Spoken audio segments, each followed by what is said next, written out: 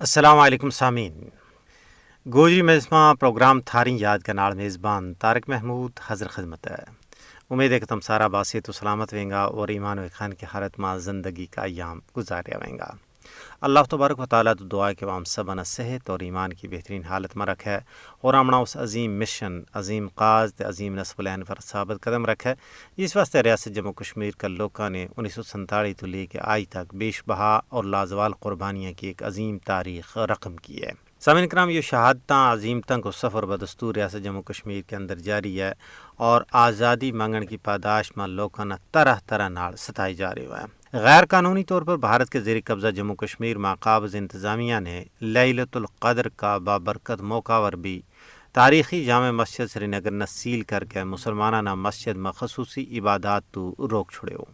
Kashmir media service کے مطابق قابض حکام نے انجمن اوقاف جامع مسجد نے مطلع کیو کہ شب قدر کا موقع پر جامع مسجد بند رہے گی اور کسی نہ بھی عبادت کی اجازت نہیں ہو سکے۔ وہاں کل جماعتی حریت کانفرنس کا سینئر رہنما میر وائز عمر فاروق اور نے سوشل میڈیا پر قابض انتظامیہ کا اس فیصلہ کی سخت سخنامہ مذمت کی ہے۔ انہوں نے کہا کہ لیلۃ القدر کی انتہائی مقدس اور بابرکت شب جب دنیا پار کا مسلمان اللہ تبارک و تعالیٰ کے حضور توبہ و استغفار اور خصوصی عبادات کریں اور رحمت الہی طلب کریں، جامع مسجد نہ قابض انتظامیہ نے جندرو لا چھوڑے ہوئے ہیں۔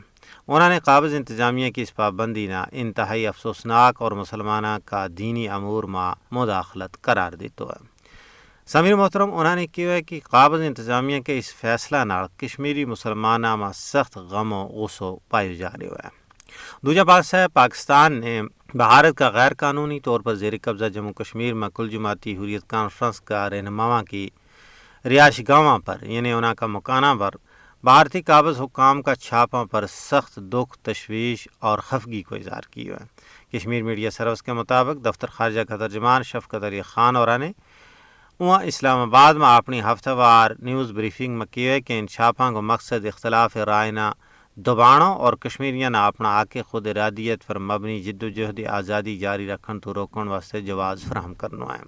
انہوں نے کہا کہ بھارتی غاصب فوج کا اہلکارہ نے سری نگر، بارہمولہ، گاندربل، شوپیاں، پلوامہ، کپواڑہ، اسلام آباد، بانڈی پورہ، کولگام اور ڈوڈا، کٹھوعہ اور سامبا کا علاقہ میں متعدد علاقہ میں Jamaat Islami, Tehreek Hurriyat Jammu Kashmir, Muslim League, Jammu Kashmir democratic freedom party اور پیپلز فریڈم لیگ نال وابستہ حریت رہنما اور کارکنوں کا گاناور چھاپا ماریا۔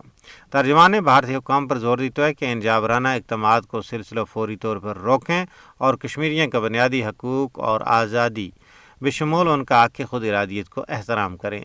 انہوں نے کہا کہ پاکستان نے جموں کشمیر پر بھارتی آئین نے کدے بھی تسلیم نہیں کیو۔ پاکستان کی کشمیر پالیسی میں کسی بھی قسم کی کوئی تبدیلی نہیں آئی ہے۔ انہوں نے واضح طور پر کہا ہے کہ جموں کشمیر ایک بین الاقوامی طور پر تسلیم شدہ متنازع علاقہ ہے۔ انہوں نے کہا کہ جموں کشمیر اقوام متحدہ کا ایجنڈا پر موجود چروکھڑوں مسئلہ ہے اور اس مسئلہ نہ اقوام متحدہ کی قراردادوں کے مطابق کشمیری عوام کی خواہشات کے مطابق حل ہونا چاہیے۔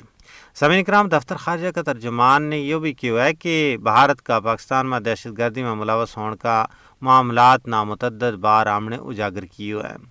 بھارت کا پاکستان میں ملوث ہونے کا 12 ماہ ڈوزیئر بھی عام دے چکے ہیں۔ عالمی برادری نے بھارتی دہشت گردی تو آگاہ ہونا چاہیے اور بھارت کا یہ ظالمانہ ہاتھ روکنے میں اپنا عملی کردار ادا کرنا چاہیے۔